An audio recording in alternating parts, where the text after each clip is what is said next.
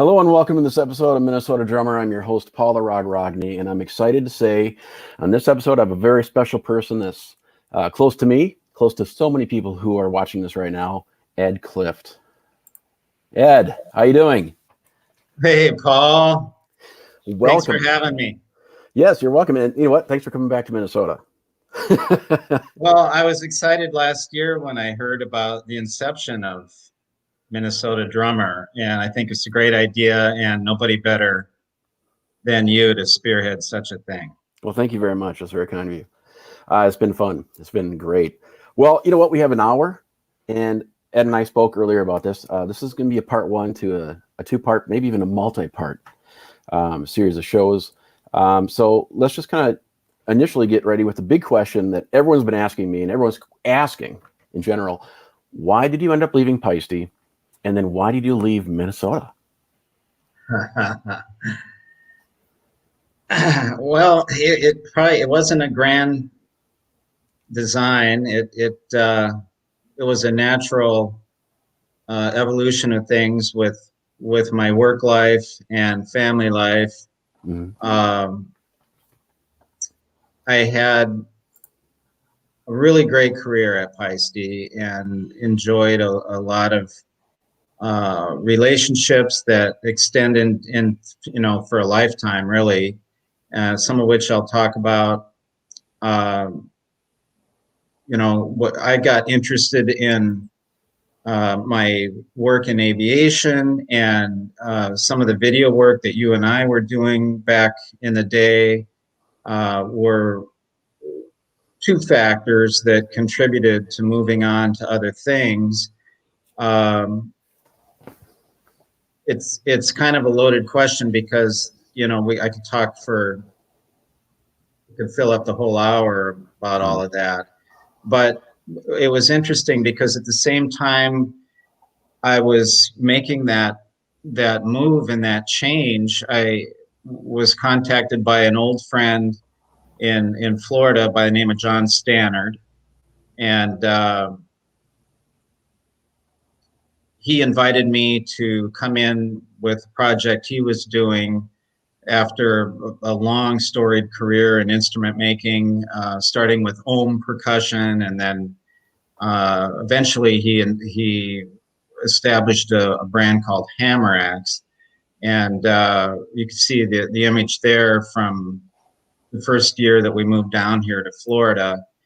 And John and I are still very close friends, but I moved on from that and went headlong into my work in the aviation world, largely working at Piper, and not for Piper as a Piper employee, but Piper became a client of mine, and to this day, I'm doing a lot of work with Piper and some other companies that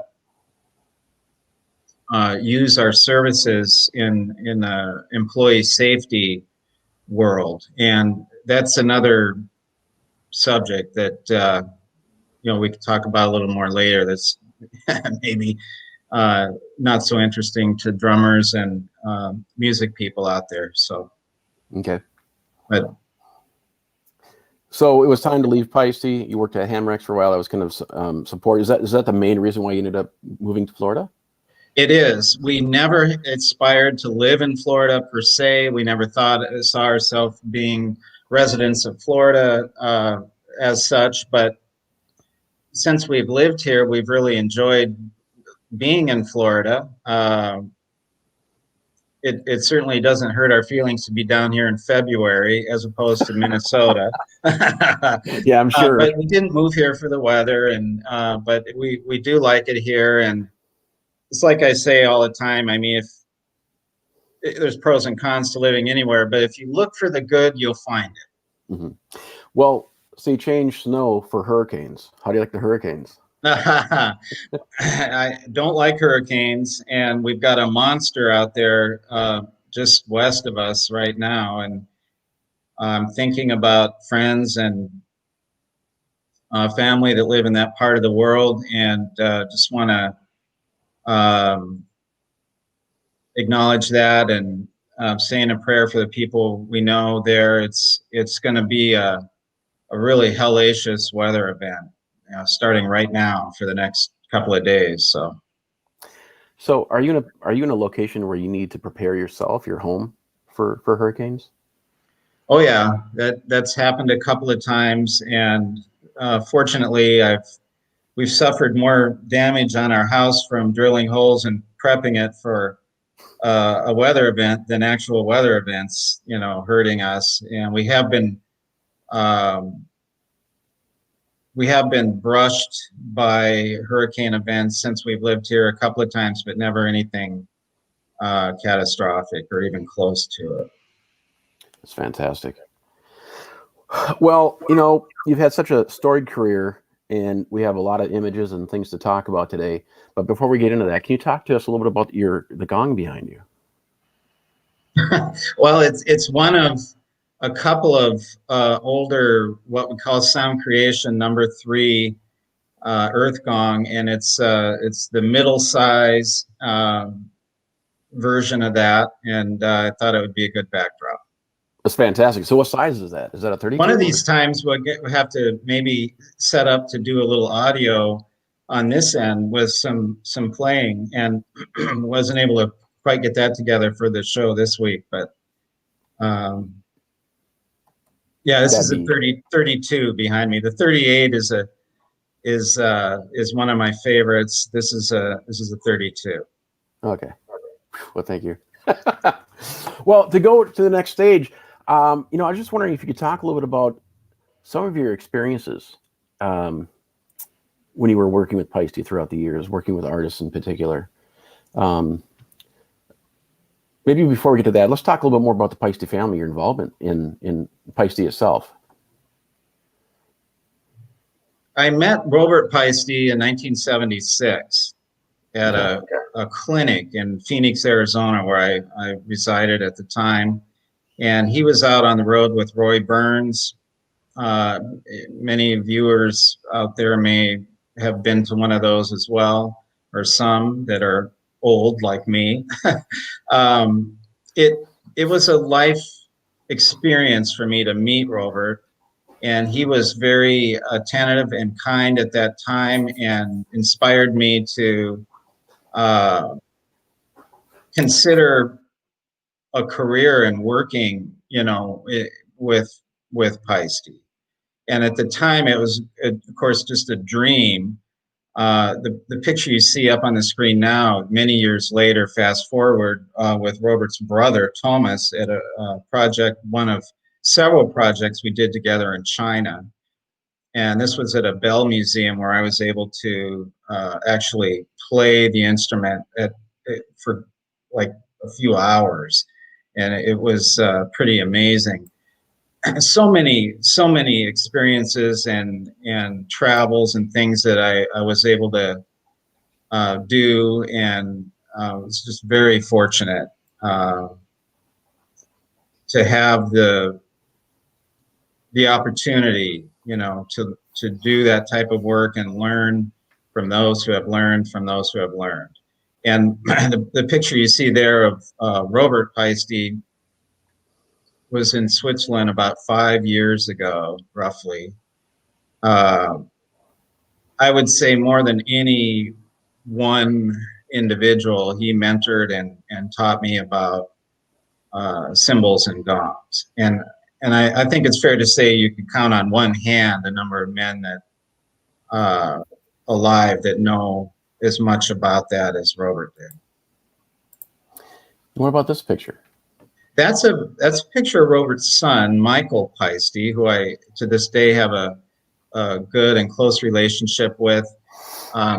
Michael is an artisan crafting cymbals and gongs on par with his father. Actually, he's definitely cut from the same cloth and chip off the old block. He's not involved directly in the Paiste company anymore. He's on his own. He handcrafts cymbals and gongs, and his brand is simply Michael Paiste. Okay. Now let's talk a little bit about your introduction of the alloy, the Paiste alloy, back in, was it 89? That was in 89 after close to 10 years of development. I was fortunate to be in the company during those years and see that and have some hand in it. Can't take really any credit for the development of that, but I certainly was a fly on the wall during the whole thing, and it was an amazing endeavor to invent a new alloy for the use in cymbal making. And prior to that, there were chiefly two alloys: the old traditional, what's called a B20 or SNBC20 alloy, which swords and utensils have been made out of that for thousands of years. Most all of the Turkish cymbals are made from that alloy, and in the Paiste scheme of things, the Formula 602 comes to mind as a famous line that's made from that alloy. Mm-hmm. And then another newer alloy, the B8 or SNBZ8 alloy, is a newer industrial bronze alloy that Paiste pioneered the use of that for cymbal making, and most famously with the 2002 line. So, but eventually Robert Paiste envisioned and dreamed about an ultimate optimum material for cymbal making that would be ideal for cymbal sounds, and developed this other bronze alloy that roughly falls between those other two alloys in ratios of copper and tin and such. But it's one thing to have a given alloy. It's a whole other thing what you do with it to unlock its sound potential, and that's where Paiste has really distinguished themselves. Well, what was interesting that you did during that time period is that you really helped get the word out about the past Paiste alloy. Let's talk a little bit about the Schmidt Music event with Jeff Porcaro.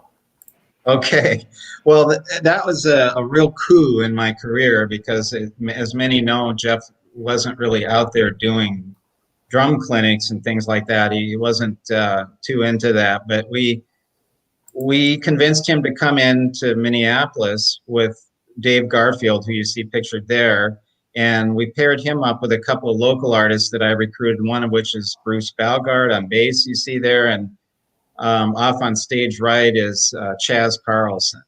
And I think you'll see him in one of the other pictures. There you can see Chaz over Bruce's shoulder, and a house full of drummers just on the edges of their seat, listening to Jeff blow through some tunes and talk about these new cymbals. But most importantly, playing them and demonstrating the cymbal sounds in a musical context like nobody else could do. God rest his soul. And that was an unforgettable moment. I know you were there, Paul, and you can attest to that. You'll never forget. It was unbelievable. I'm really sad. I have all these photos that I took of the setup of that evening, of the cymbals everywhere. You had like one of every cymbal that was available, I believe, in the line that we could physically test. Is that correct? That's true. It was every model, every size, and Schmidt made a commitment at that time to bring them all in, for this event and to kick off the new line in their stores, and it was very, very successful. And just quickly, I'll mention a couple months prior to that, at the trade event in LA, the NAMM show, when we introduced the Paiste line, we brought Jeff and Dave Garfield and Jeff's brother, Mike Porcaro, on bass in for private sessions just for our staff to hear the new cymbals for the first time upon his drum kit, him playing them. So my first hearing of the new, at the time they were called Paiste line, it became known as the Signature Series. Mm-hmm. My first hearing of them was upon his drum kit, and we had the luxury of listening for a couple of hours and mixing and matching and suggesting different models and sizes to put up on the drums to hear some of the differences in contrast and models. It was really amazing. I mean, we were all pinching ourselves that day. I'll never forget. We knew that was going to be an unforgettable, iconic moment in our career in the cymbal business that day, and it truly was. That's fantastic. And how many clinics did you do, like the one you did in Brooklyn Park? 0. So that was a one-off. That was it. Wow, he did some kind of like master classes at PIT at the time out on the West Coast, and okay. Otherwise a Porcaro clinic was to go see Toto play, or go see him perform at the Big Potato, or whatever. But to have him sit down and demonstrate cymbal sounds and talk about his approach to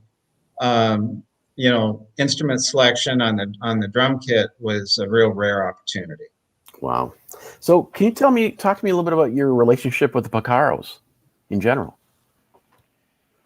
There were many times where I was fortunate to be on the scene to show different new cymbals. As you see here, this is a great shot of Joe and Jeff's mother, Eileen Porcaro.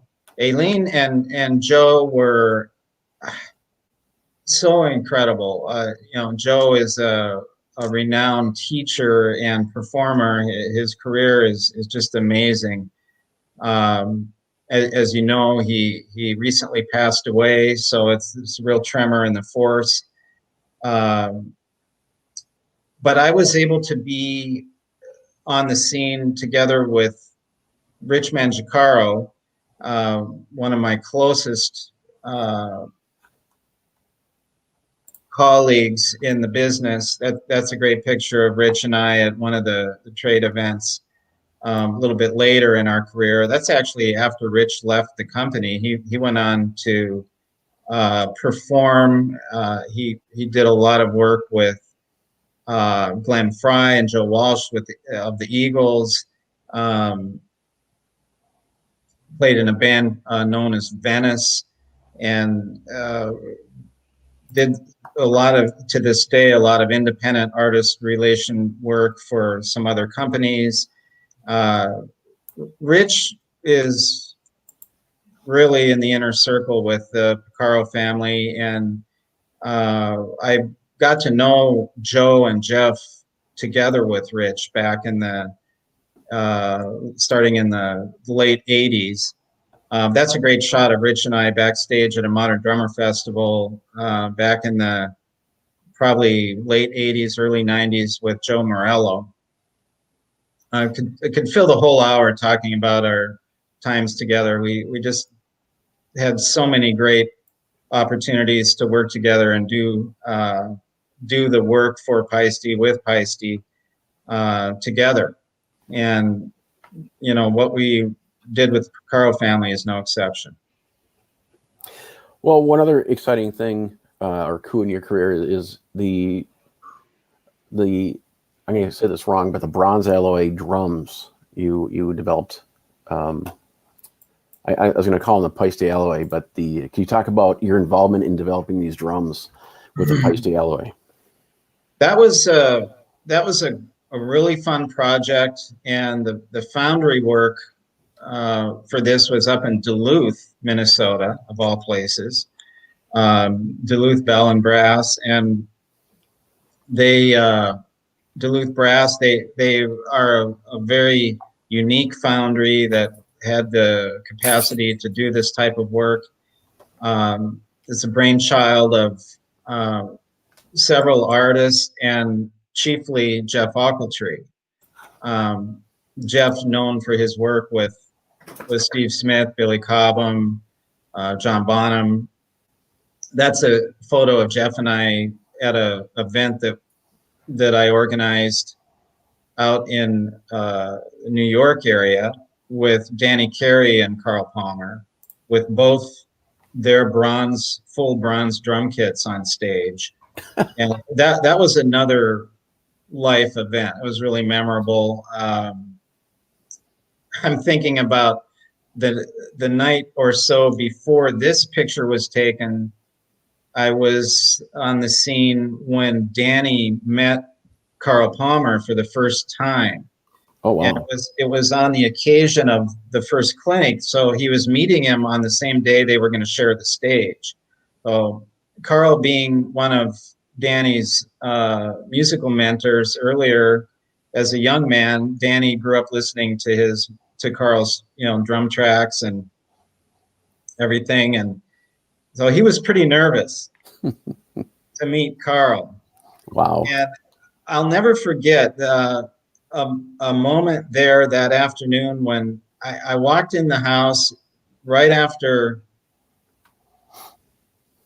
Danny's kit was set up, and he summarily sat down behind his kit, this bronze kit, and played Carl's solo Tank, note for note, matched grip, single stroke, the whole thing. And believe me, I know that solo from beginning to end because I used to listen to it like Danny, when I was a kid. And Danny played the entire thing note for note, and it was as if he was just, just another day at the office or something. It was just crazy. But that was the start of quite a couple of days there. These couple of events we did together with Danny Carey and Carl Palmer in these bronze kits. The bronze drums were an amazing project that will stand the test of time. They're sand cast shells, very unique concept. Initially, with the snare drums, they were known as the Spirit of 2002, and they were literally old 2002 warranty return cymbals chopped up and melted down into these shells. And very heavy, of course, very expensive to manufacture. I think we made around 230 snare drums total. Both what was known as the S bronze and the Spirit of 2002. So it's pretty limited run. Okay. They're pretty hard to find these days. If people that have them don't really want to sell them. Yeah, I can imagine. They're hard to find. How many drum sets did you make?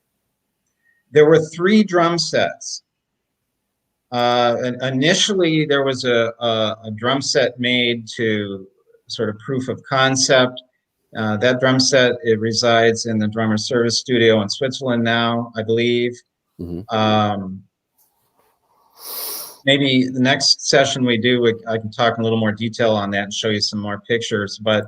And then the other 2, of course, are the ones that Danny and Carl contracted for, and they are, they'll never go out around. They're like a museum piece. They'll be perfectly round shells 1,000 years from now, I would imagine.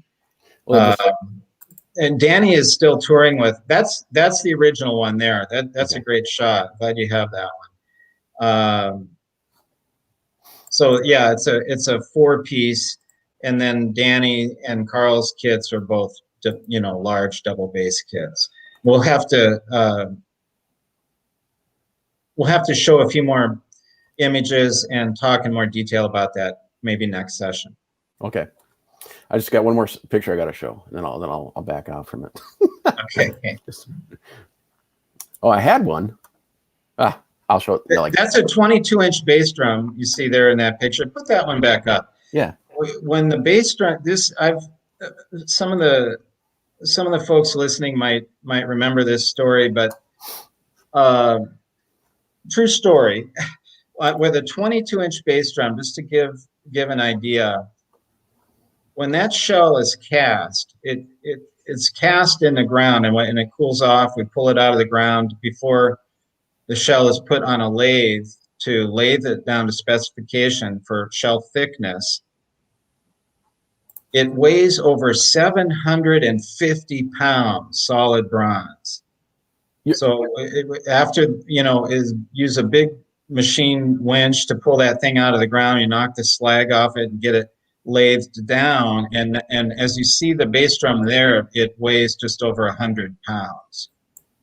So wow. it goes from over 700 pounds down to around 100 pounds. That is absolutely ridiculous. That's a great shot of Danny's, almost his full kit. He has a couple more drums than that, but that's from one of the trade shows. That's that's a NAMM show there, I think. Well, one other thing I got to ask about the snare strainer. This is really interesting. Can you talk to me a little bit about the strainer? That's a prototype. That's a one of a kind. The only artist out there that has that particular strainer on their drum is Carl. I fitted his snare with that one of those strainers, but we never went into production with that. Okay. Well, before we totally shift our discussion, let's play some music or a music video from an episode that you and I filmed many years ago. Ed and I did a special project. I can't even see it. Okay. I had a show called Rog's Talking Drums. I'm Paula Rogny, and this is a video that we did. If you are interested in getting a copy of this video, just email me and I'll mail you out a video. Ed signed a number of these. So we have two performances, one that's on the video and the other one that you can only view on his Facebook page. Which one should we play first? Go ahead and play the Isham, the Sublime Feline. All right. We'll start with that one.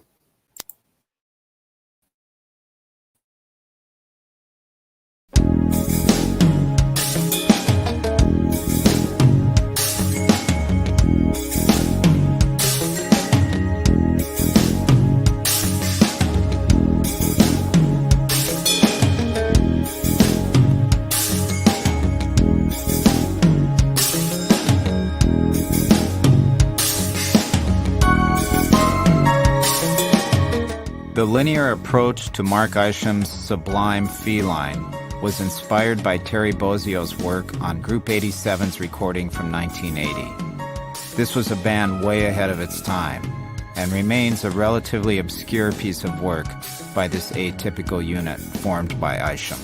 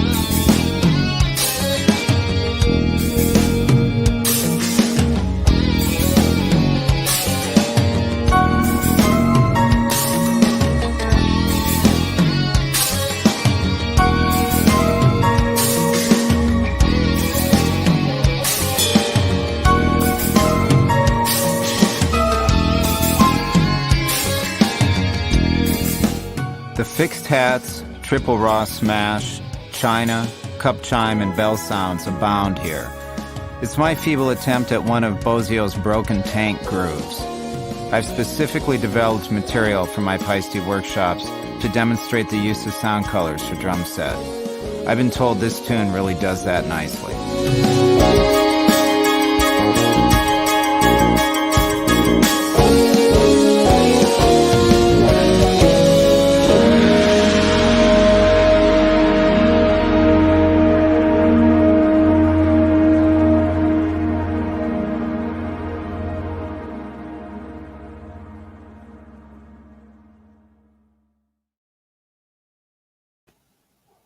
Fantastic performance. That was such a wonderful day.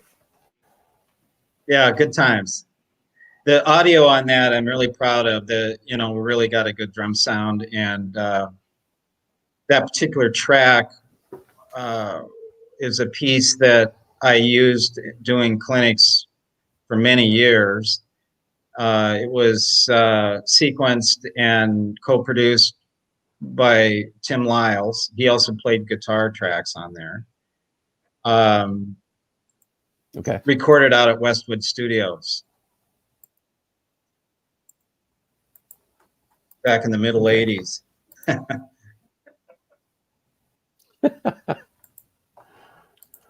Now, what instruments were you, or what? Can you tell me about your setup for that day? What companies were you using that day?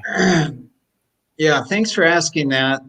There's obviously, the Yamaha connection.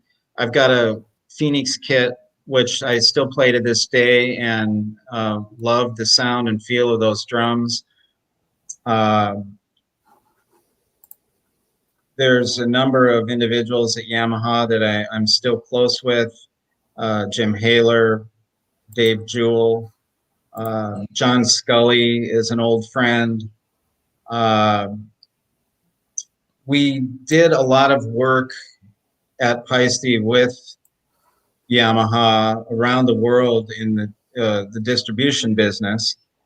And at the time that I left the business, we were working with Yamaha in France, Spain, Australia, Mexico, United States, Canada. So there is a pretty deep relationship, and my playing those drums was, in a way, was born out of that, but it was mostly due to just hearing the sound of these drums. I remember when they were introduced, I inadvertently walked by a trade show display when the guys from Japan were setting up these drums. This was the first year they were introduced, and it really grabbed me by the throat, the sound of those drums. And from the first time I played them, I knew I wanted to go that direction, and I've never looked back. Also have a long-term relationship with Axis, engineered percussion. We'll cover this in a little more detail on the next session, some of the topics on instruments and equipment. Humes&Berg Case Company is a long-term relationship with, for me, Erwin Berg and Michael Berg. It's one of the few family-owned companies in the music instrument business yet remaining. They've been a really important relationship throughout my career. There again, we talk a little bit more about some of the details of products and equipment in the next session that we do. Mm-hmm. Evans, Steve Loebmeyer over at Evans has been a big ally and help to me through the more recent years of my career, and we put a fresh set of Evans heads on that kit that day when we did those video sessions, and the sound speaks for itself. Just put some headphones on and listen to those tracks, and you can hear for yourself. Again, I just want to. We did we did a stellar job on this episode. I just want to state that for the record. Not trying to toot my own horn, but toot. Well, thank you very much. I was I was along for the ride kind of on that one. Well, what I love about this, for anybody who listens to this and gets it, it's also available online, so you don't have to get a DVD. We recorded it, and we didn't do any sound manipulation. The sound of those drums are the actual sound of the drums. That's what I was so impressed with that drum set. All the cymbals and gongs that we sampled that day, the sounds are just all the natural sounds without any kind of studio, magic to them. So yeah, the EQ was set almost completely flat. Yeah, and you're right. It's a very true, honest sound. Over 30 tracks of audio for that. So it's a fantastic episode. But we got to move on. So we're going to talk about gear next time. It's hard for me because you know how I love gear. But I love to hear stories about artists and some of the artists that you've worked with. Can you tell us a little bit about some of the artists that you've worked with throughout the years? I almost don't know where to begin. Maybe just talk a little bit about artists by region. Okay. Might be kind of easier. Starting with Nashville, I have a number of friends there that have been important throughout my career and influential to me, and particularly artists that were more engaged in this, what we call the sound development process at Paiste. Okay. There's a whole language for sound and the search for sound, and certain artists were more engaged that way in that process, and there's a real opportunity to learn on that count. And in Nashville, one of them being Paul Lime. Paul is one of the first call players. His discography is really unbelievable. Fellow Yamaha artist, as you see in that picture. Also a fellow pilot. He and I share the aviation love for flying. And anyway, we've done quite a few trade events together. And I've had the good fortune of developing a long relationship with Paul. Another artist is Dennis Holt. Dennis is based there in Nashville. That picture is from the 80s when he was touring and recording with Kerry Livgren and the band AD. We became close friends early in my Paiste career. Actually, I think we met around about 85. And I don't. That's just probably an hoop from a drum head or something, and it's just a really great shot of Denny from back in the day. Yeah. But he's a tremendous player and just has a great groove, and there's a good shot of he and my wife Trang and I probably in Nashville at a trade event. He's a busy guy and has an amazing discography as well. Mm-hmm. Steve Brewster is a great player in Nashville that I met early on in my Paiste career. I think he was out with Russ Taff when we met in the middle 80s. And he went on to be an important artist based in Nashville, touring the world with many artists. Michael W. Smith comes to mind. Kind of joined at the hip with Jimmy Lee Sloas on bass on a lot of tracks, and both in the studio and live. And never forget seeing him as a young player and becoming friends. I've followed his career. Shannon Forrest is another one. That's an interesting kind of Pucaro connection because he became the drummer for Toto. Mm-hmm. And Shannon is really amazing. As a young player, he kind of became known as the next Jeff Porcaro, and I'll never forget back in the day being in the same room with Jeff's father, with Joe Porcaro, when that subject came up, and Joe looked at me and said, "Who is this guy?" And later, Shan became a really close friend of the family, and filled that drum chair like few, if anybody, could ever do.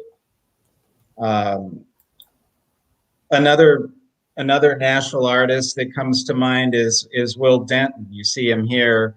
I met Will when he was a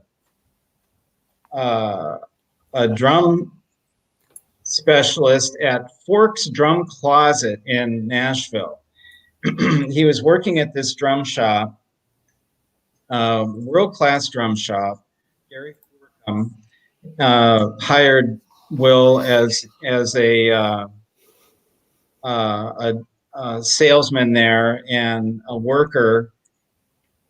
I think he did a fair amount of cartage work around the studio scene too. So he kind of cut his teeth a little bit that way, but he became an amazing performing artist and musical director. I think his first big tour might have been DC Talk back in the 80s. Oh, okay. And I think he became the MD there at DC Talk for DC Talk, and then has continued on as a busy session player and touring drummer, and just a really sweet guy. That out of all the artists that I've worked with over the years, there's certain players that I've maintained friendships with, and he's one of them. Fantastic. A couple that I mentioned before we sign off, because we're gonna run out of time here, and I know you want to play one more track, but we got 15 more minutes. Okay, well, let's talk about some of the LA guys. Okay. We mentioned Danny Carey earlier. He's actually from Kansas City, or from Kansas. He's not originally an LA guy, but he's an LA guy now.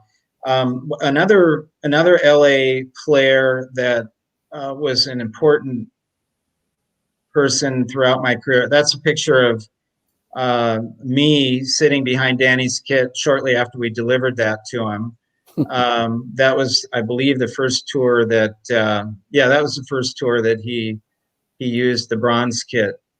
He started, I think, flip-flopping on tours between playing his sonars and the Paiste kit every other tour, which kept it interesting. Mm-hmm. Another player from the LA area that was an important individual for me is Ndugu Chancellor. Ndugu and I did quite a lot of events together, clinic events.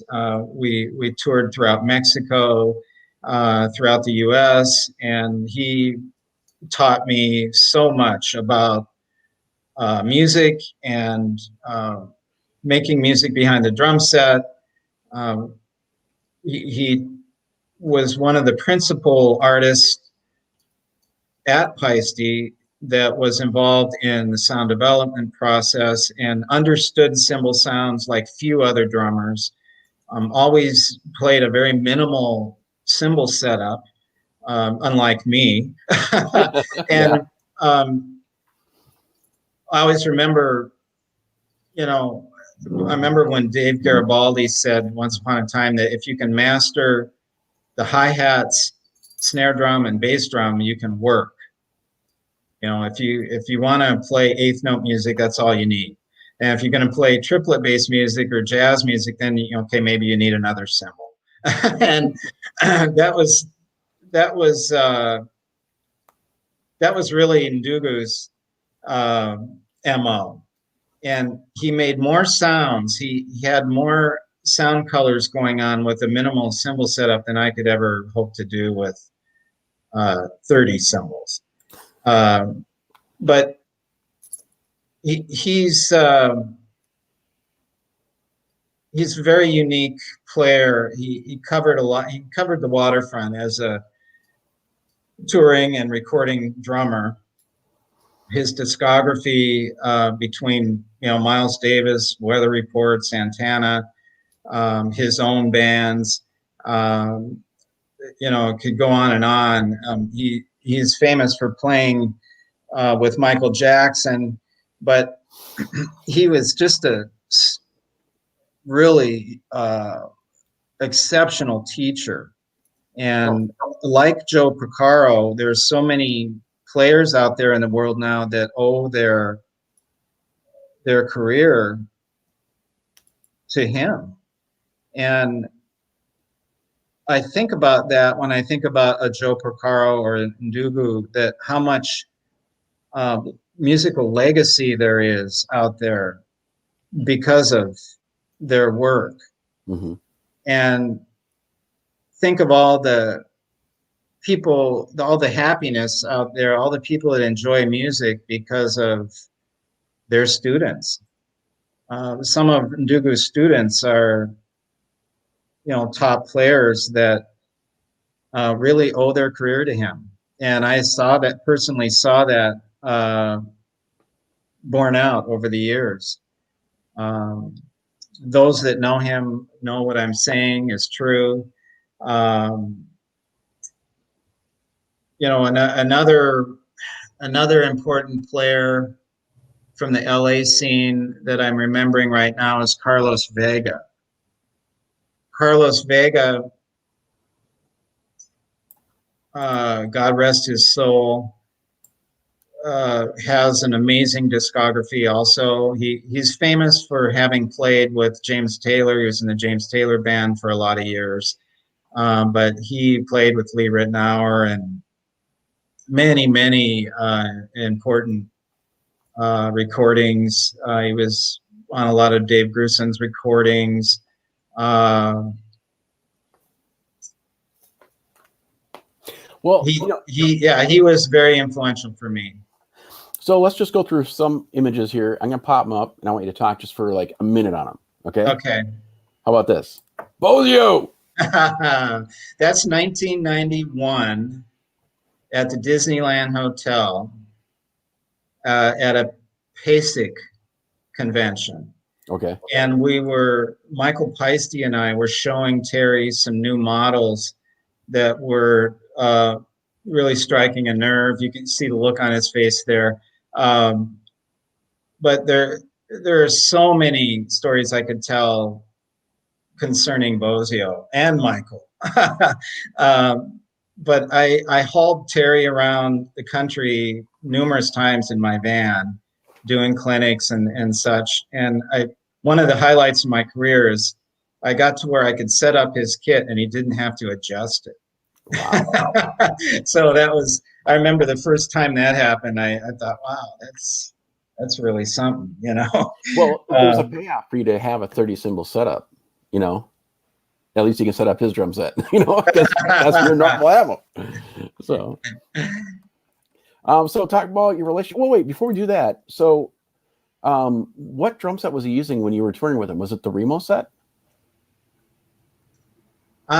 Yes, my first clinic event with him was in 1985, actually. No, 86 in Chicago with Sonny Emery. And that was a joint clinic tour sponsored by Remo and Paiste. Okay. Sonny was new on the scene at the time, and that was quite a spectacle as well, because a lot of drummers were showing up to see Bozio. They knew him from Zappa or the Brecker Brothers or whoever. And Sonny was kind of a up-and-comer at the time, but he was just blazing. He was a spectacular player and a different kind of player than Terry. So it was quite a dynamic between the two of them. I'll never forget it. So that clinic stuff, the clinic activity with Terry for me started in 86. Okay. So what I'm going to do is I'm going to jump to not an LA thing, but since we're talking about you being a drum tech, talk about this.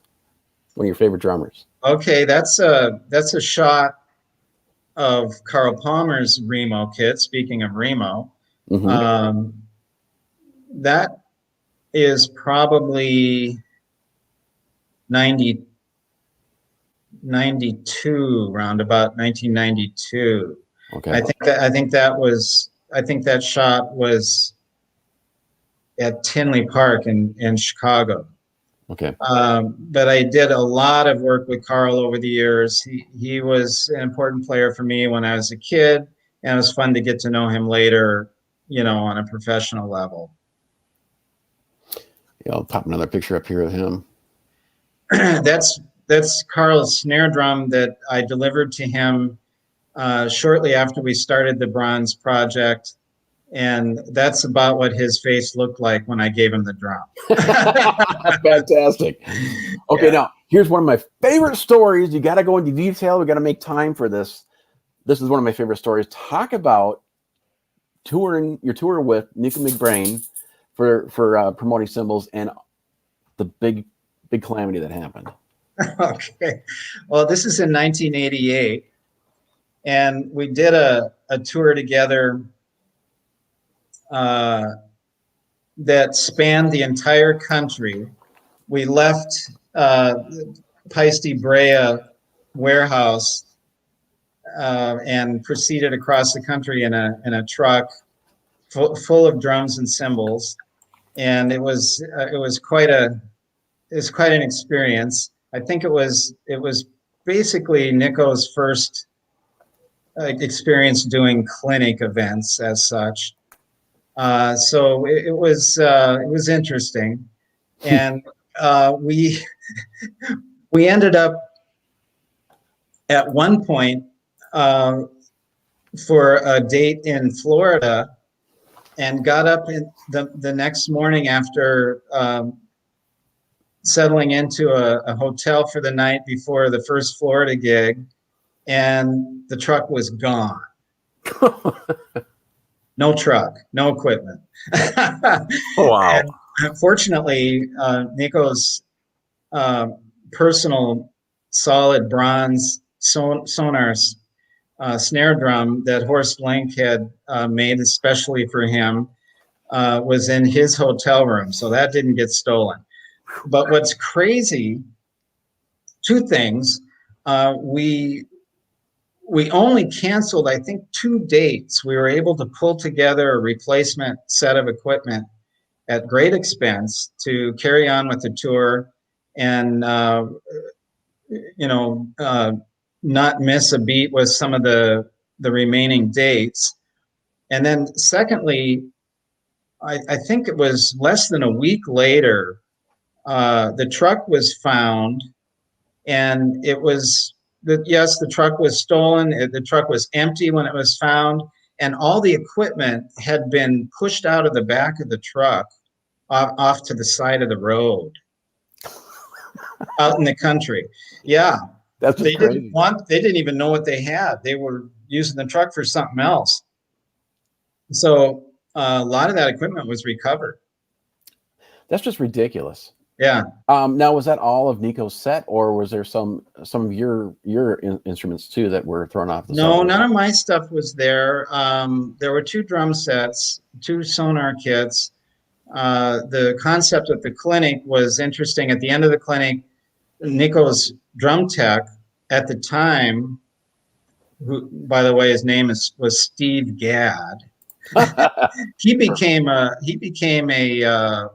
production manager for Iron Maiden eventually, but he was Nico's or stage manager maybe, but he was Nico's drum tech for years, and Nico and Steve would double drum at the end of the clinic.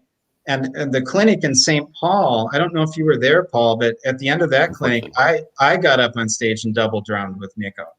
And somewhere there's a video of that. I gotta dig that up. We have to play that on the next episode. That'd be fun. So from all the Minnesota drummers, Ed and I talked about how long are we going to do this episode for? And we're like, okay, we agreed to an hour because we could talk for hours and hours. So I see 2 more episodes coming up because you've been so involved in the Minnesota community. Your push for education your push just for drumming camaraderie is been, you've really left your mark. And we need to really talk about your relationships with Minnesota drummers. And we'll do that in upcoming episodes. Plus, we got to have another episode because we got to talk about gear. You know, me and gear, I'll talk about gear forever. So I want to go over your drum set in detail. But so let's hit a couple more drummers. And then I'm going to ask you one question before we get going for this episode. You got to give me one of your best memories in history that you want to share with us that's unique and odd. You know, kind of like the typical rock star question of like, you know, what's your weirdest moment that you experienced? I don't know about weird, but I'll just what's popping in my head. Early in the session tonight, we showed that picture of Thomas Paiste and I playing the bell set. Yes, there's another pic that we'll put up next session maybe, but that same day I was able to play the largest single bronze object known in the modern world is a bell. Okay. And you play the bell with like a huge battering ram. The bell is like over 2 stories tall. And wow. It's an amazing thing. You know, we had special dispensation at this museum we were at in Beijing because of Thomas had connections. And I was able to play that thing. It was quite a life experience. We'll show a picture of that. But I always remember, you know, Thomas said to me, he goes, we don't have the technology to make something like this today. Not only don't know how to keep the bronze molten for the whole time you're casting it, but we don't know how they moved it from the place of production to where it sits today. It's so heavy. What's the estimation of weight? I'll have to get that spec for you. There's a, you know, I can give you an answer to that, and then I remind me, and we'll pull up a pic of that and some specs, and it'll blow your mind. All right. Well, I got to ask you some of the questions throughout the years too, so we got to keep moving here. Well, and next time let's take over where we left off with LA, because the LA drummers is a long list, and there's a few more on the short list I'd like to mention, but you know, we haven't even gotten to London or New York yet. So let's no.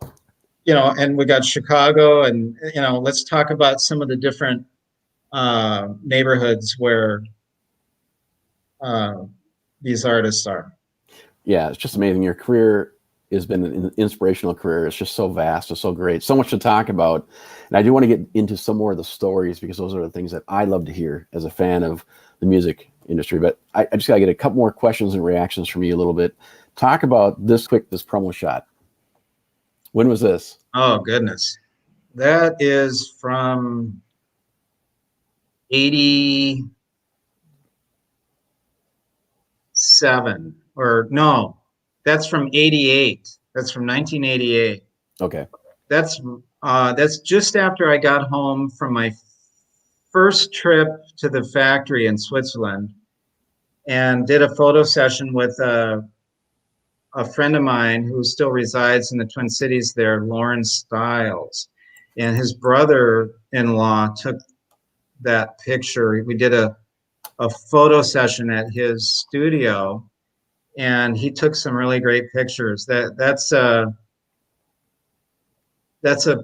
picture, you can't see him there, but that's my old sonar light kit. It was right after I got my sonar lights. And this is your tour of the Paiste factory, your first time? No, that's probably the 3rd or 4th trip with some of our crew, some of my colleagues in the company at that time. You can see Jack Murray standing behind me there. He was our New York rep at the time, and we were all taking turns making cymbals. Okay. Try your hand at making a cymbal Paiste style, and get a reality check of how impossibly difficult it is to do that. The craftsmen make it look so easy. You know, you're rotating and angling that disc over an anvil, and you control the hammer blows with your feet. It's interesting. It takes a lot of independence. It's kind of like drumming. Oh, good one. That's a real blast. I love that one. That's from about the time when I met Robert. Oh, okay. That's a year after I met Robert Paiste, I believe. That's in '77. When you were still in Arizona. In Phoenix, yes. Another photo session taken with a close musical colleague of mine from those days. Until this day, his name is Mark Murdoch, and he resides in Tokyo now. Okay. We were in a band together at that time, and Mark was a band leader. We used to trade off drums and percussion a bit, and that's what that photo was from. Well, awesome. Well, I guess what we should do is we should leave it there. Again, I want to thank you so much for your time tonight. It was so exciting to have you on the show. Get you a little bit back as close as we can in Minnesota. And we'll have to talk about a lot more in future episodes, so we'll make sure we do that, and we'll let everyone know when you'll be back on again. And if anybody in the future has a question for Ed, please send it to us. We had a few questions that we didn't get to today, but we'll incorporate them in future episodes. And before we go, is there anything you'd like to add? Well, thanks for having me, and thanks for sending out those DVDs to anyone who might want one. The price is right. They're free of charge. Yeah. But yeah, it's a lot of fun to catch up, and a lot more we can talk about next time around. Again, thank you very much. You have a great night, and stay safe with COVID and all the monsoons that are going on in Florida. Yeah, all the best to those that are getting clobbered over there in Texas and Louisiana. There's a monster storm hitting right now as we speak, so it's heavy on my mind. Okay. Well, thank you very much. Okay. Take care. Okay. Bye for now. Before we go, we're going to be closing. I'm sorry. With Limpu, can you talk quickly about this? This was inspired by Bill Bruford. You put up a quick pick a minute ago with Bill. Maybe if you got that at your fingertips, you can pull that back up. But Bill Bruford did some work with Japanese guitarist Kazumi Watanabe back in the 80s. And this particular track is one that Kazumi wrote. It's called Limpu. Bill is one of the artists that I became close with during my career and still have close ties and friendship with. That picture also features interesting musician and gong specialist, Karen Stackpole. And she joined us in Montreal. I think we were in Montreal and at this particular event, probably the Montreal Drum Festival, where I was working with Bill. And anyway, this track is inspired by Bill. It's called Limpu.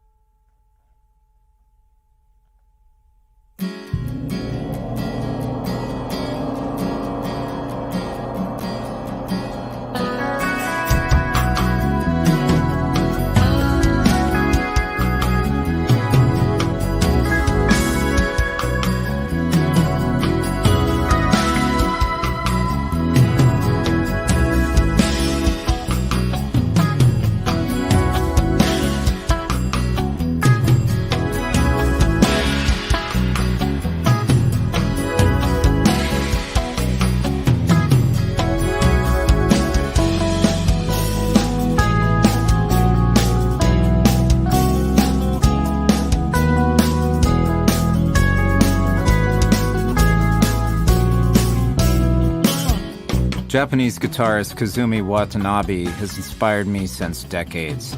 This is his tune, Limpu.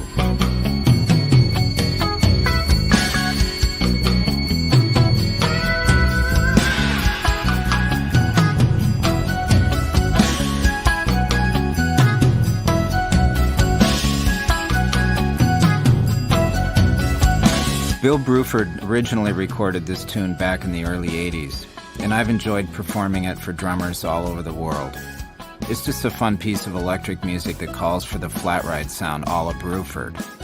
Bill will forever be one of my biggest sources of musical inspiration.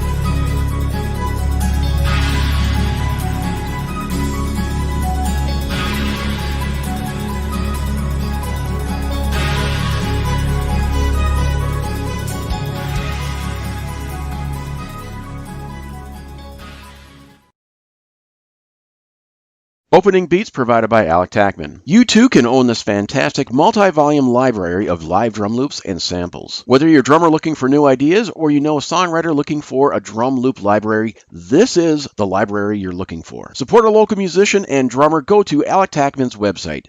That is www.alectackman.com. Spelled ALECTACKMANN. Are you looking for a drum instructor that will help you find your own musical voice? Whether you're a beginner, advanced, or in between, the David Stanek School of Drumming offers an experienced and professional approach to help you take control of your drumming. David served on the faculty of McNally Smith College of Music for 27 years. Currently, he serves on the Percussive Art Society Drum Set Committee and is a member of the Modern Drummer, Remo, and Vic Firth education teams. David has authored multiple books including Mastering the Tables of Time. It was voted the #1 education book in the Modern Drummer 2009 Readers Poll. Let David help you find your beat. Please visit www.davidstanekschoolofdrumming.com. David Stanek is spelled DAVIDSTANOCH, schoolofdrumming.com. Again, the David Stanek School of Drumming.